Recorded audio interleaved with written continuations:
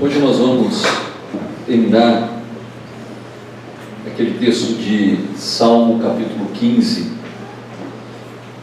a terceira parte daquele salmo que fala acerca do cidadão dos céus. Eu gostaria de ler novamente o salmo, todo o salmo 15,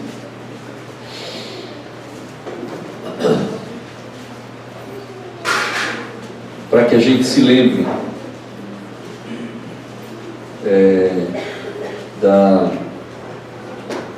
daquilo que foi falado. Mas antes de lermos o Salmo 15, nós gostaríamos de saber se tem alguém que está nos visitando aqui pela primeira vez. Alguém nos visitando pela primeira vez? Nós queremos abençoar você, se você estiver vindo pela primeira vez, com um livrinho que eu sei que vai ser bênção na sua vida. Não? Os visitantes já são de segunda, terceira. Então, amém. Deus abençoe grandemente a vida de todos vocês. Amém? Então vamos ler Salmo capítulo 15. Senhor, quem habitará no teu santuário? Quem poderá morar no teu santo monte? Aquele que é íntegro em sua conduta, pratica o que é justo, que de coração fala a verdade, não usa a língua para difamar, nem nenhum mal faz ao seu semelhante, e não lança calúnia contra o seu próximo, que rejeita quem merece desprezo, mas honra os que temem ao Senhor, que mantém a sua palavra mesmo quando sai prejudicado, que não empresta o seu dinheiro visando lucro, nem aceita suborno contra o inocente. Quem assim procede jamais será abalado. Hoje nós vamos concluir a mensagem sobre os cidadãos dos céus, como está descrito no Salmo capítulo 15. Já vimos que o cidadão dos céus vive em integridade, já vimos que o cidadão dos céus pratica o que é justo, fala a verdade, ele não difama com a língua, ele também não faz mal ao seu próximo. Vimos alguns exemplos, como o de Daniel, como o exemplo de Abraão, dentre outros. Hoje, ao terminar esse tema, eu me lembro das palavras de Paulo aos Filipenses. E eu gostaria que você abrisse a sua Bíblia em Filipenses capítulo 2, versículos 5 a 8. Talvez o grande retrato a partir da vida de Jesus, de como é esse cidadão dos céus. Filipenses capítulo 2, versículos 5 a 8, diz assim: de sorte que haja em vós o mesmo sentimento que houve também em Cristo Jesus, que sendo em forma de Deus, não teve por usurpação o ser igual a Deus, mas esvaziou-se de si mesmo, tomando a forma de servo, fazendo-se semelhante a homens, e achado na forma de homem, humilhou-se a si mesmo, sendo obediente até a morte, e morte de cruz. O segredo dessa passagem está nas seguintes palavras: esvaziou-se de si mesmo. O segredo de se tornar um cidadão dos céus é esvaziar-se de si mesmo. Jesus só pôde tomar a forma humana porque ele se esvaziou da sua forma divina. Ele só pôde se tornar varão de dores, ele só pôde compreender a natureza humana, ele só pôde sofrer como um homem, ele só pôde assumir o papel dele de redentor, porque ele se esvaziou da sua forma divina. Sendo Deus, não teve por usurpação o ser igual a Deus, ou seja, ele não usou das prerrogativas divinas para passar por todas as lutas que ele enfrentou, mas ele se esvaziou. Meu irmão e minha irmã, para que nós nos tornemos cidadãos dos céus, nós devemos então fazer o quê? Nos esvaziar da nossa natureza humana e nos enchermos da natureza divina. Assim como Jesus se esvaziou da sua forma divina e se tornou homem, nós precisamos nos esvaziar da nossa forma humana para que a natureza divina possa preencher esse vazio, possa preencher as nossas vidas com aquilo que o Senhor tem para nós. E aí sim, nós vamos viver como um cidadão dos céus. O Salmo 15 é um retrato de quem se esvazia de si mesmo e se enche de Deus. É a forma clara de alguém que está procurando em tudo fazer a vontade de Deus, de alguém que está procurando de todas as maneiras fazer aquilo que agrada a Deus. Em cada decisão, em cada palavra que o salmista diz, o cidadão dos céus expressa, obviamente, a natureza do céu. Jesus, homem, foi quem melhor expressou essa natureza. O Jesus, homem, foi quem mostrou como se deve comportar o cidadão dos céus. O Jesus, limitado pelas prerrogativas humanas, nos ensinou como andar na perspectiva de um servo segundo o coração de Deus.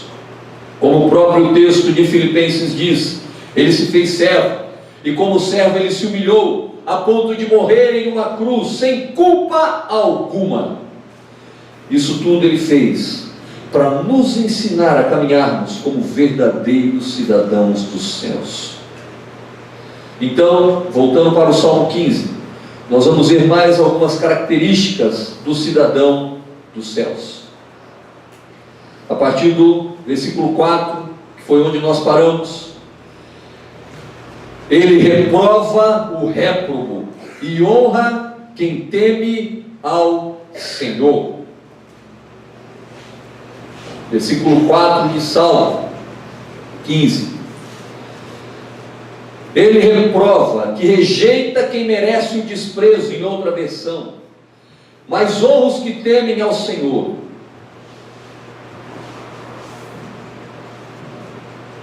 Um dos maiores paradigmas que Jesus quebrou foi dar valor a quem não tinha valor algum,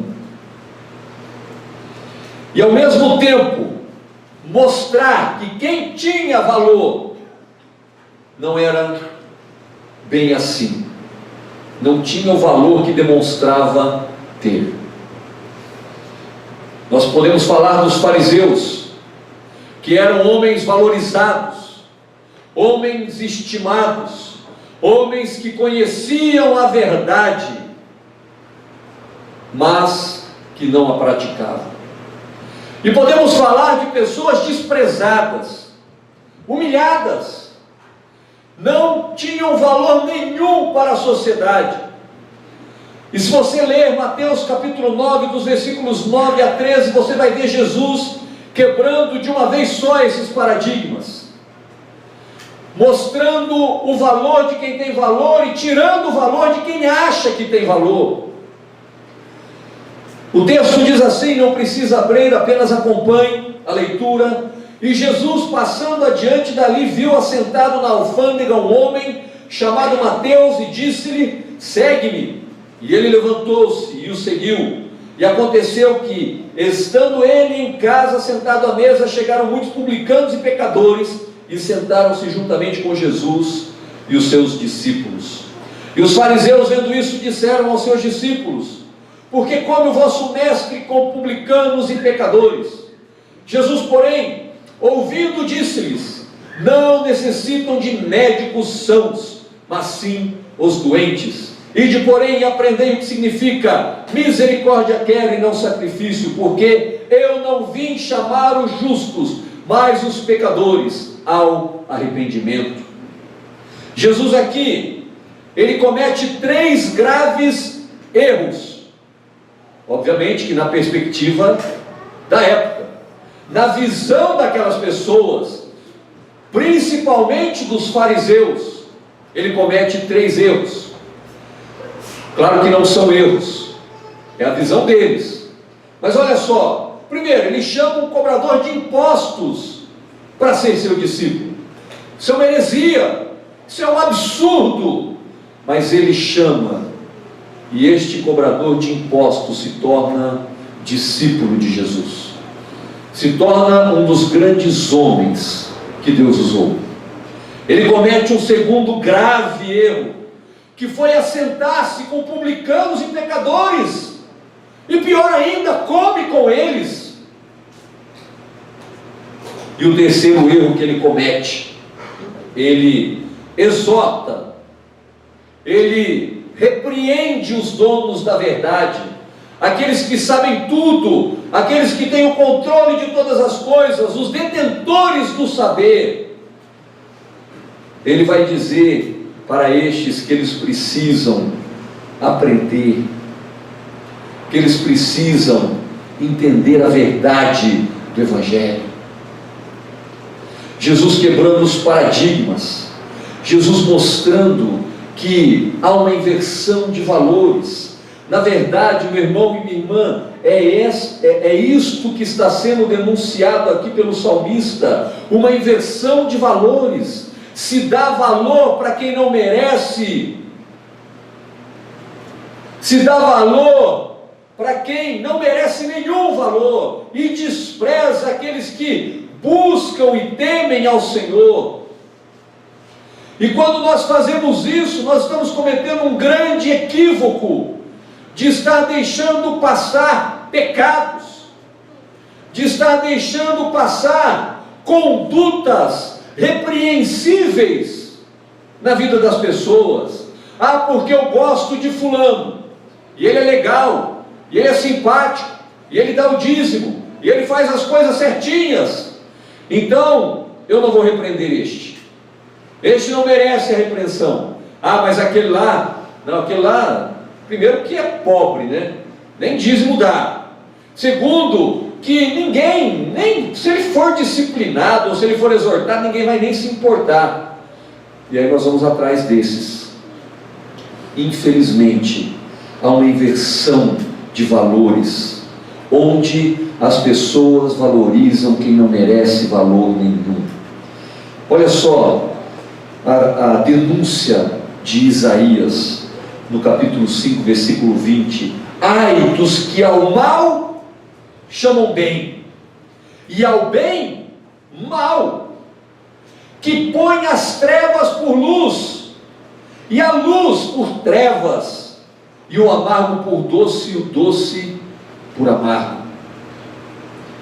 Como as pessoas têm invertido os valores, como temos chamado o mal de bom, e o bom de mal. E aí vai acontecer o que? Nós relativizamos o pecado. Nós fazemos com que o pecado não seja um pecado tão sério quanto ele de fato é. A gravidade da conduta de você não repreender o réprobo, de você não repreender aquele que merece a repreensão, é que você vai negociando o pecado, você vai aceitando o pecado, você vai fazendo vistas grossas para o pecado. E aí acontece o que está escrito em Jeremias capítulo 8, versículo 6. Ninguém, preste atenção, ninguém se arrepende da sua maldade e diz: o que foi que eu fiz? Ele não se arrepende e ainda pergunta: mas o que eu fiz? Eu não fiz nada de errado. Eu não olho na cara do meu irmão, mas isso não tem problema. Eu minto. Mas isso só em questões de extremas necessidades. Eu falo mal do irmão. Não, imagina. Você acha, Deus é mais. Nós estamos errando e não percebemos. E quando vemos o irmão errar, fazemos vistas grossas porque não queremos tocar nas feridas, tratar o pecado, resolver o problema, e aí fica uma máscara, onde quem tem que ser repreendido não é, quem tem que ser honrado não é, e aí nós ficamos naquele veneno terrível, que é a superficialidade.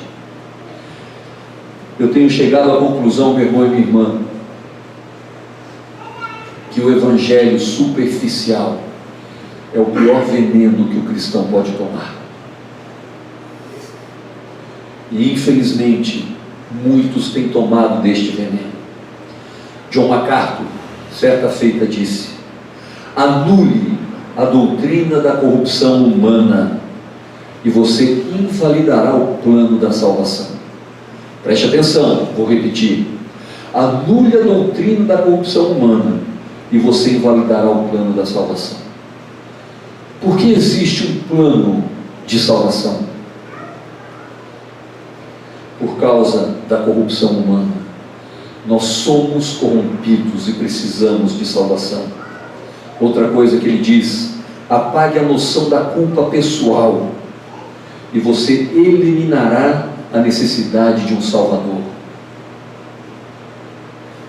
O irmão está aprontando, está pecando, está fazendo uma série de coisas, você está vendo isso, nós já falamos sobre isso alguns domingos atrás, e você passa a mão na cabeça dele e diz assim: não, meu irmão, a vida é assim mesmo, o pecado ele é violento demais, e você não consegue se controlar, mas vai orando aí, uma hora Deus dá vitória para você.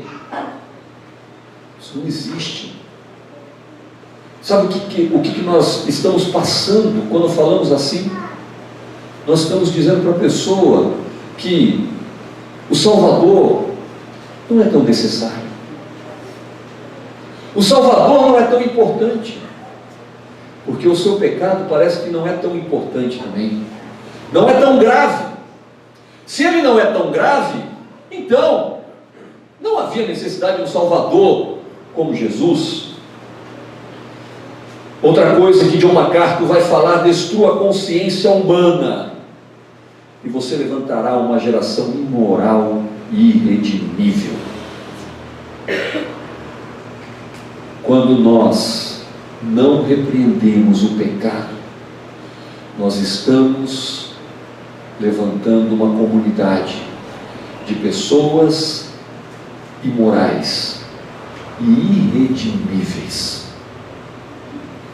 Quando nós anulamos a consciência do pecado, nós estamos deixando as pessoas à mercê da sua vida reprovável. Agora, o cidadão dos céus, sabe o que ele faz? Ele repreende isso. Quando ele vê, ele repreende, ele não aceita. Meu irmão, isso não dá ibope. Não é legal você repreender o erro do seu irmão, mas nós não temos que levar os fardos uns dos outros. Jesus não fez isso. Jesus não repreendeu a Pedro inúmeras vezes. Jesus não exortou seus discípulos com palavras duras. Jesus não exortou seus melhores amigos Marta e Maria. Jesus não ministrava com palavras duras os seus discípulos.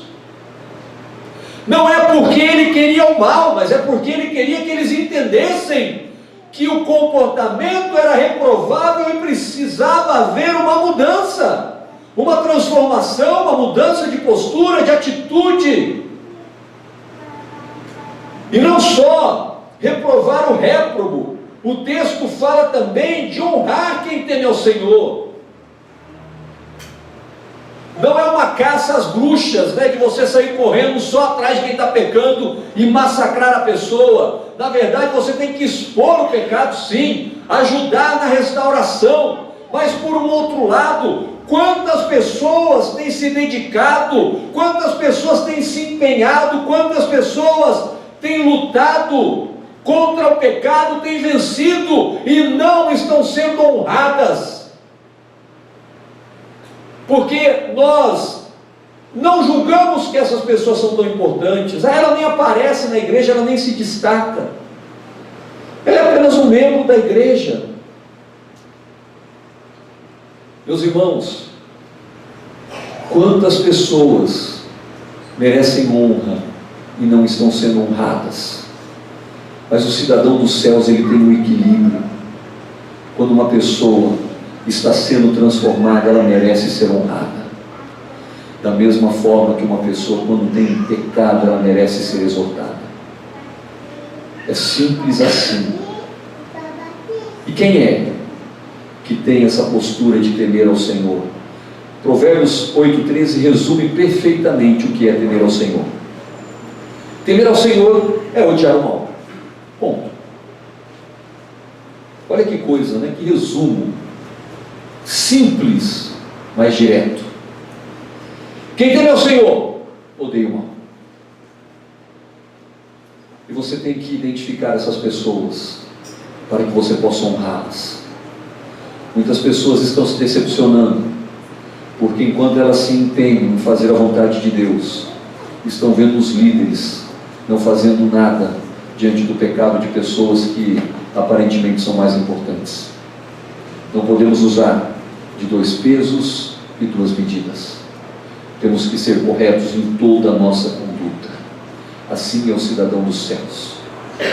Mas o cidadão dos céus também mantém a sua palavra mesmo com prejuízo. Um texto que a gente não leva muito a sério, foi palavra de Jesus. Ele disse assim: o seu sim seja sim, o seu não seja não. O talvez também pode valer. Está isso lá escrito? O sim e o não, ou o não e o sim, não. É o seu sim, sim, o seu não, não, e o que passar disso é de procedência maligna. Ah, meu irmão e minha irmã, são coisas simples da nossa vida que nós passamos batido. Porque como é fácil você assumir um compromisso e desmarcar. Como é fácil você prometer algo para alguém e descumprir. Como é fácil você fazer promessas, por exemplo, para o seu filho e não honrar. Olha, meu filho, eu te prometi isso, mas a situação mudou, as finanças pioraram, eu não vou poder fazer isso. E é interessante que o texto do cidadão dos céus diz assim: ele mantém a sua palavra mesmo com prejuízo. Nós mantemos a nossa palavra quando não há prejuízo, mas quando há prejuízo, a gente dá um jeitinho. Vamos pensar em Jesus novamente. Teve um momento na vida de Jesus que ele, no Getsemane, disse assim: Pai, afasta de mim esse cálice. Olha, eu prometi lá que viria, que morreria pelos pecados da humanidade, mas vamos pegar um atalho. Não foi isso que Jesus disse em momento nenhum, tá? A segunda parte do texto nos mostra que não foi isso que Jesus disse. Mas vamos imaginar que Jesus estivesse numa situação tão terrível que ele fala: Jesus, oh Deus, me arruma um atalho para que eu não sofra tanto. O prejuízo vai ser muito grande. porque não é apenas a dor que eu vou sofrer, mas o pecado que eu vou assumir. E naquela cruz eu vou ter que perdoar as pessoas que estão me açoitando. Não tem um caminho menos dolorido, talvez? É interessante que a segunda parte do versículo, de uma certa forma, anula a primeira, né? Porque ele diz assim: mas seja feita a tua vontade. Se possível for, afasta de mim esse cálice, mas não seja feito o que eu quero, mas o que tu queres. Jesus, em momento nenhum da sua vida, ele negou, ou ele mudou a sua palavra. Ele sofreu o dano, ele sofreu o dolo, ele sofreu, mas ele manteve até o fim a palavra que ele disse. E ele ensinou isso aos seus discípulos. Ele ensinou aos seus discípulos a honrar. Você pode observar a angústia no coração de Paulo, quando ele fala que desejaria estar com os irmãos e não pôde, porque ele foi impedido por Satanás. Ele queria cumprir, ele queria estar com todos, mas havia as limitações, não dele, mas que as pessoas impunham a ele, e isso o chocava bastante. Hoje, as pessoas parece que não levam tão a sério a questão do compromisso. Assuma o compromisso e o cumpra. Lembre-se, a fidelidade é a garantia da credibilidade. Você vai ter credibilidade quando você for fiel naquilo que você fala e no cumprimento daquilo que você assume. Aí você pode pensar assim: nossa, mas às vezes acontecem algumas coisas complicadas. Eu me lembro que os meus pais falavam muito isso quando eu era criança, que a palavra valia mais do que qualquer coisa. A palavra valia mais do que um contrato. É o chamado fio do bigode, né? As pessoas falavam e honravam o seu compromisso. Sabe o que é interessante? Hoje as pessoas não assumem o seu compromisso nem com um contrato assinado. As pessoas não têm caráter para assumir nem o que assinam, que dirá o que dizem. Aí você pode pensar assim: mas aconteceu uma coisa inevitável. E aí eu vou dizer para você o que está escrito em Provérbios capítulo 13, versículo 5: o justo odeia a palavra da mentira, mas o ímpio faz vergonha e se confunde. Quando você assume um compromisso e falha, você, de uma certa forma, está mentindo. Você está furando com aquilo que você disse. E o justo odeia a palavra de mentira.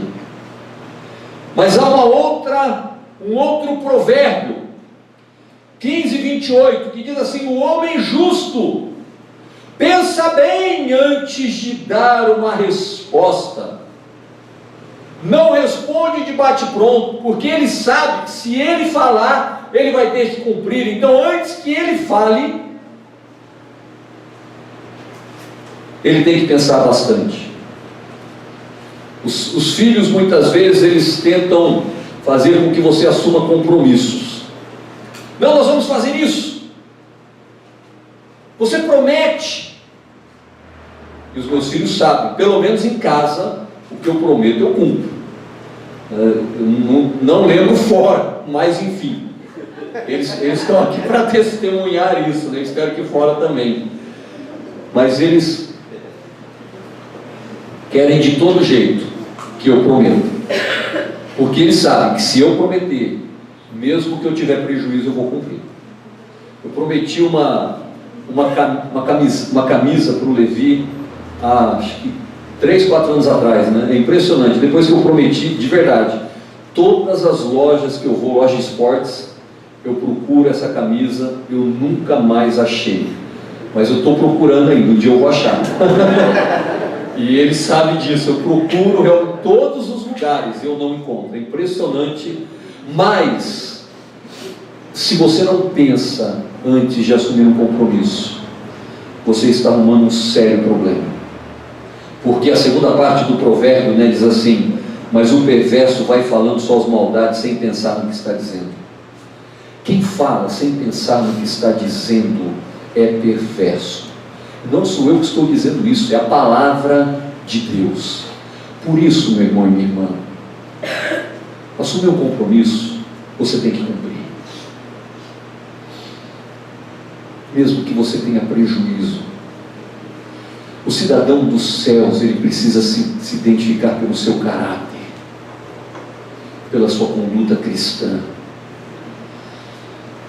Por isso que Tiago, capítulo 1, versículo 19, diz que todo homem seja pronto para ouvir, tardio para falar. Interessante, né, que por que isso entra na conduta do cidadão dos céus?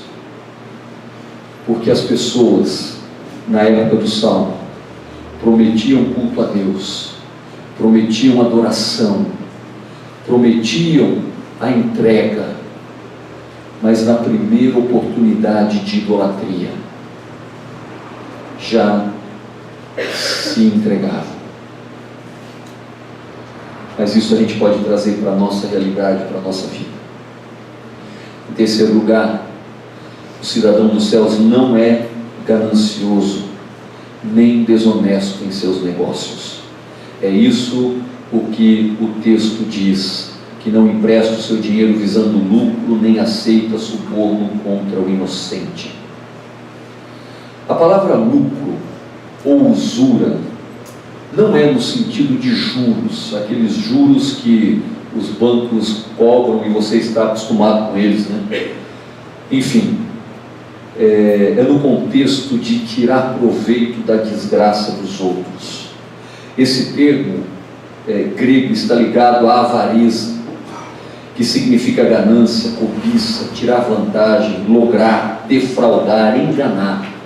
Ou, em resumo, significa amor ao dinheiro. Em Timóteo, Paulo diz que o amor ao dinheiro é a raiz de todos os males. Todos os males começam com o amor ao dinheiro. 1 Timóteo capítulo 6, versículo 10.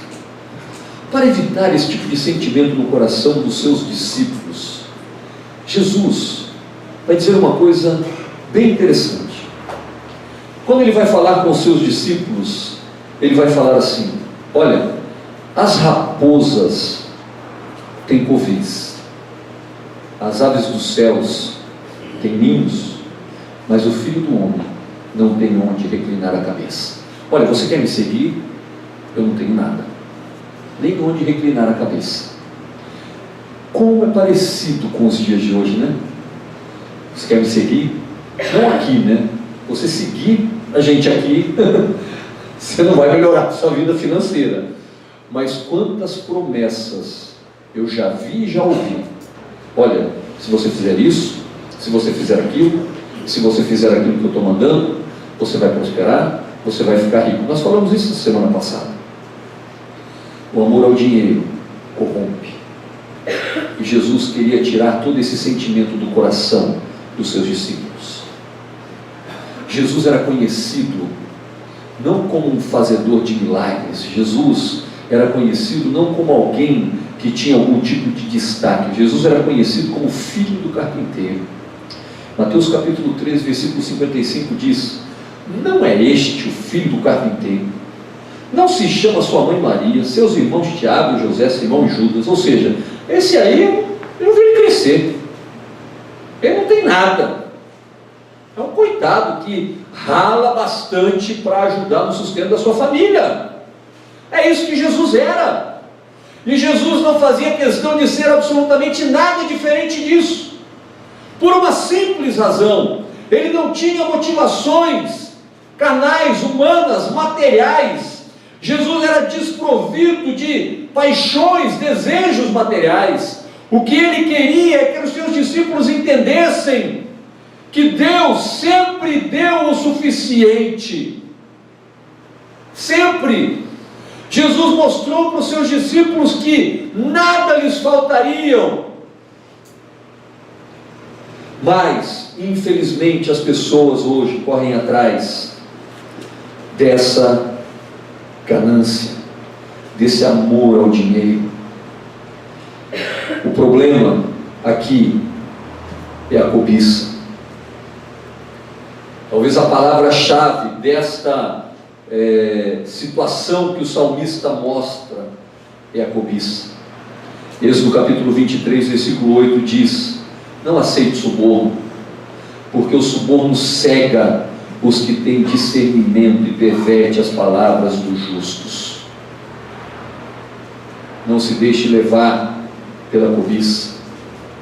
Não olhe com os óculos egoístas a sua fé. As pessoas, elas entram na igreja e colocam os seus óculos para enxergar só em benefício próprio e não em favor dos outros. E essa cobiça, ela infelizmente é disseminada em meio ao povo. O maior exemplo bíblico de suborno, de cobiça, de amor ao dinheiro, está na história de Balaão, Números capítulo 22, versículos 25 a 20. Vou resumir um pouco a história de Balaão para vocês, mas olha só, Balaão, ele foi contratado por Baraque, em algumas versões Balaque e outras Baraque. Foi contratado por ele para amaldiçoar o povo de Deus. E Balaão não conseguiu, espancou a jumenta, tentou de todo jeito e não conseguiu.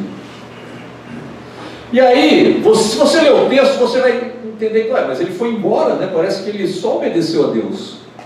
Mas se você for ler depois em Números, se você for ver os textos citados depois no Novo Testamento, você vai perceber que ele fez o seguinte: Balaque, vem cá, uma conversinha de pé de orelha com você. Deus não precisa saber disso. Quem é eu e você? Vamos deixar entre nós essa conversa. Amaldiçoar esse povo não vai dar. Deus não vai permitir. Não vai ter êxito. Mas eu sei como você pode destruí-los. Deus abomina que eles se contaminem com mulheres que não do seu próprio povo. Se você levar as suas mulheres para se relacionar com os filhos desse povo, eles vão cair na tentação. Por que eles vão? Esse povinho, ele cai.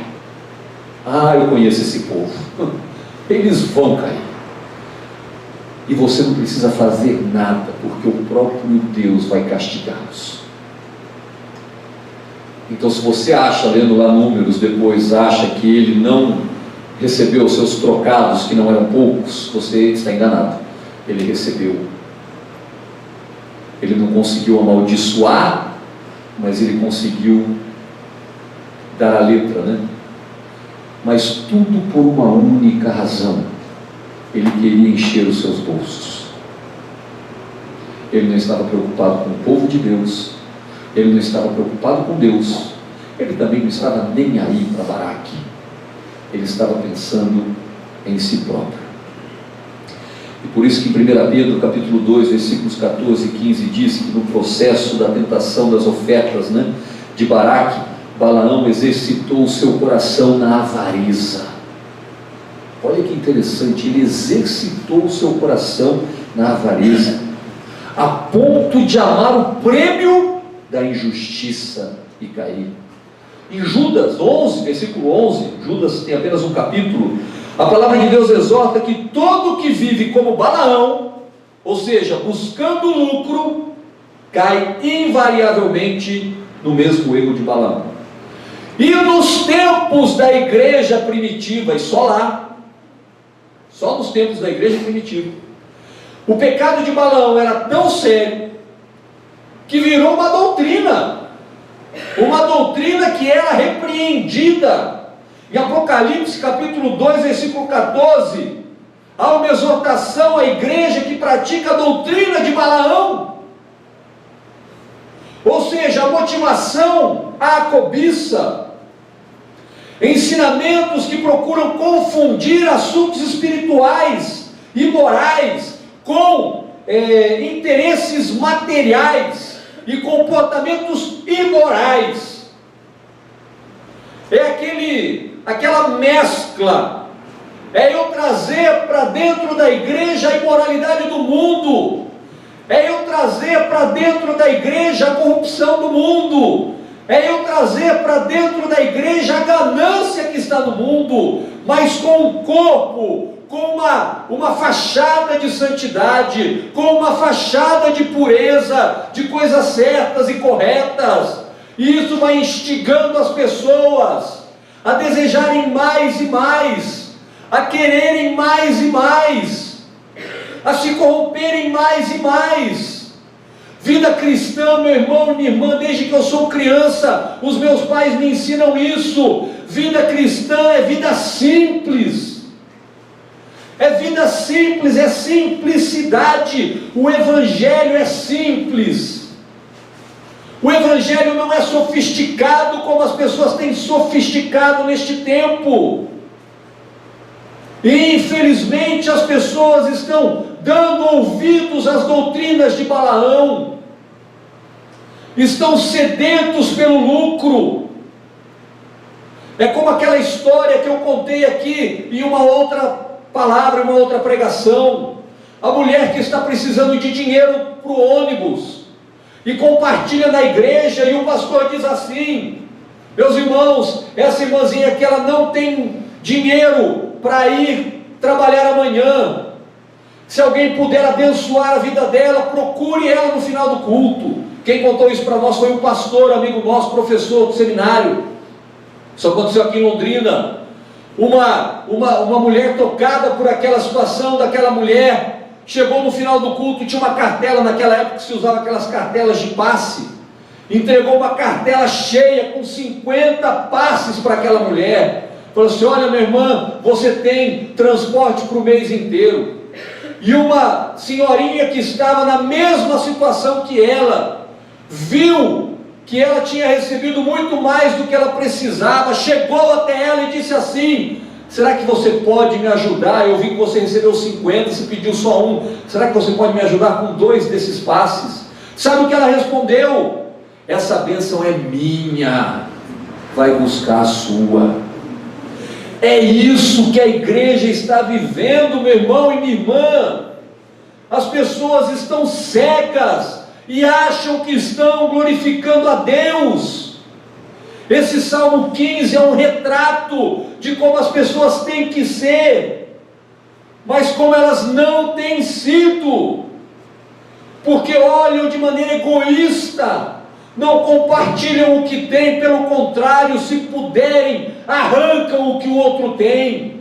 São pastores que iludem nos púlpitos, tentando arrancar o último centavo daquela pessoa que vai ter a promessa de que ficará rico e não vai ficar. E se ficar, está corrompido também pelas motivações erradas. Meu irmão e minha irmã, nós precisamos abrir os olhos para que sejamos cidadãos dos céus, como devemos ser. Eu quero concluir: o cidadão dos céus, e no final do capítulo 15, diz assim: quem assim procede? Quem assim procede? Quem fala a verdade? Quem não usa a língua para difamar? Quem não faz mal ao seu semelhante? Quem não lança calúnia contra o seu próximo? Quem rejeita o que merece desprezo? Quem honra o que teme ao Senhor? Aquele que mantém a sua palavra, mesmo com dano próprio. Aquele que não empresta o seu dinheiro com usura e nem visa o lucro. Esse nunca será abalado. Sabe a pergunta que eu tenho para fazer para você? você tem se abalado? Alguma coisa tem abalado você? A má notícia tem te abalado? A crise tem te abalado? A situação econômica, política que nós estamos vivendo tem te abalado? Se tem te abalado, meu irmão e minha irmã, talvez você precise reler o Salmo 15 e ver onde que você precisa de uma restauração. Porque aquele que assim procede não será abalado. Não sou eu que estou dizendo isso. Uma frase que eu li, que eu achei bem interessante, que diz assim, que um cristão que não tem conduta de cristão, ele é desprezível.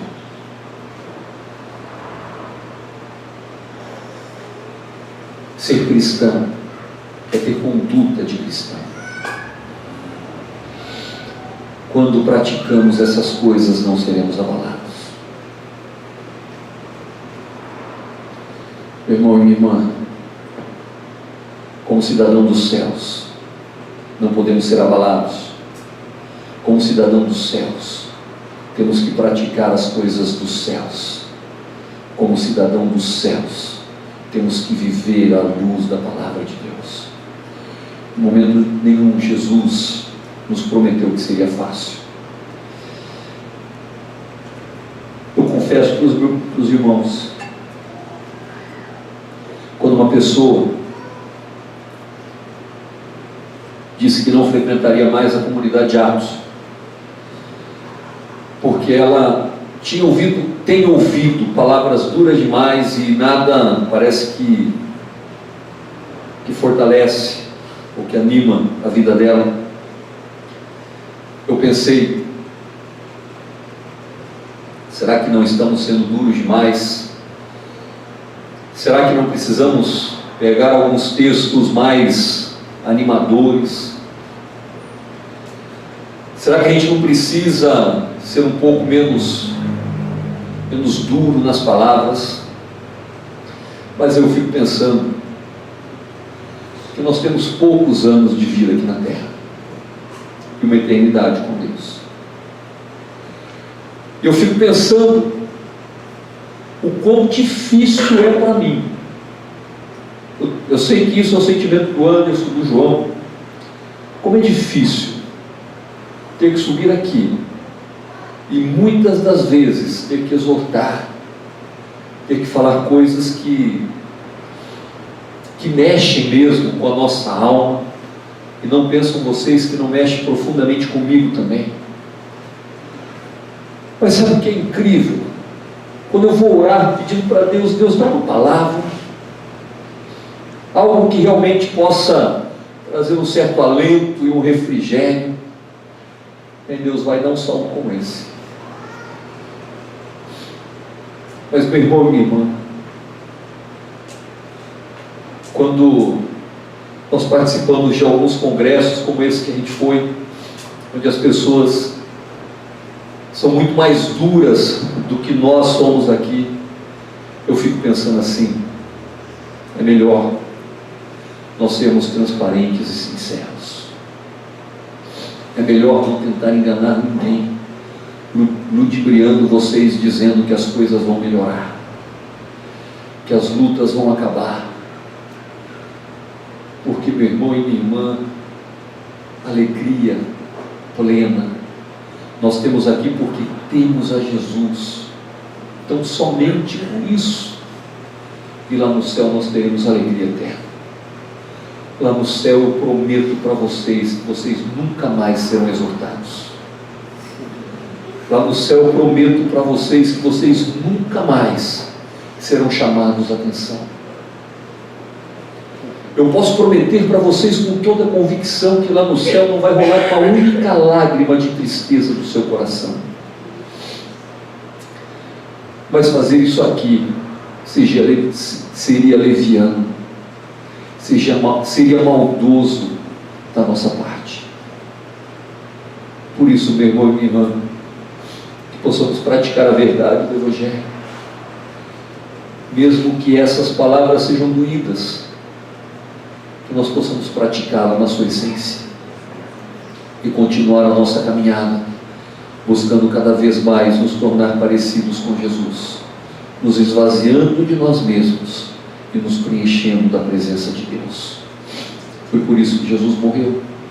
É por isso que nós participamos da ceia do Senhor, nos lembrando não de algo fácil, não de uma passagem sem muita importância da história, mas nos lembrando da dor mais atroz, do sofrimento mais terrível, da luta mais difícil de ser travada. Pense bem, meu irmão e minha irmã, Jesus, que era santo mesmo sendo homem, chegou a pedir ao Pai: se possível for, afasta de mim este cálice. Ele mostrando toda a sua humanidade, toda a sua luta, toda a sua batalha. Lágrimas de sangue escorriam do seu rosto, o sofrimento era atroz. Eu imagino que talvez o sofrimento que Jesus tenha passado no Getsêmani foi maior do que o sofrimento que ele passou naquela cruz. O Evangelho não é algo barato. O caminho é estreito. E Jesus nos mostra isso pelo caminho que ele percorreu. E é isso que nós vamos fazer agora. Nós vamos participar da ceia do Senhor como cidadãos dos céus que somos.